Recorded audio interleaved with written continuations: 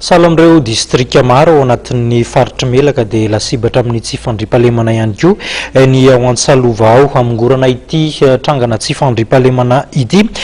dia manana sosikevitra ao amin'izany ny solombavambahoaka an'Antsalova Andriamatora Marolany Maurice araka izao fanazavana izao. Vonoolo tamin'ny mitrofiny Melaka sy Bongolava iny ngamba hainareo tamin'ny télé misy voativitra misy maty matetika tamin'ny tapabolana koa misy tamin'ny voatsamperinandro koa tany Antsalova misy nationale zany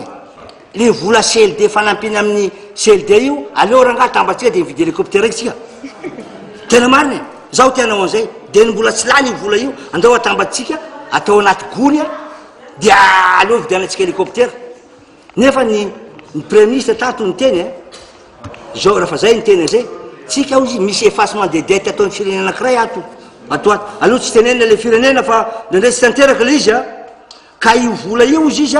dia anokanantsika anokanana ampahany ividianana hélicoptère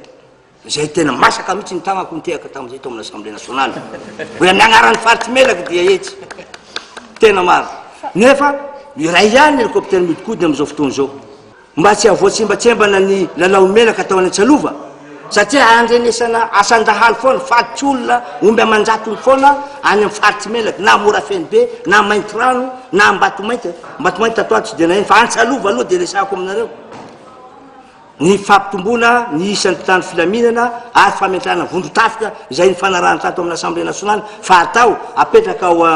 ao Tsimororo dia tanterahana raha mipetraka foana le hélicoptère na aéroplane survol hoe satria eniky ny eniky ny réseau ny faritsy Melaky amin'ireo opérateur tely reo satria na olo ambany santragno ambany goavy agny aza fa manana portable fa miantso any député izy satria tsy malala ny ministre izy député ny antsoiny dia za ndray mandeha na zahay député reo izy député raha Madagasikara le seul dina nalaza ary renommé mihitsy danto Madagasikara indinany Melaka sy nipodigny modèle ary misy aza mpianatra amin'ny EPP aza afaka mandeha antongotra agny amin'ny 150-200 km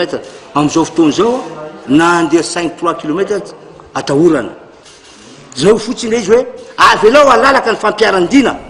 aza sena menasy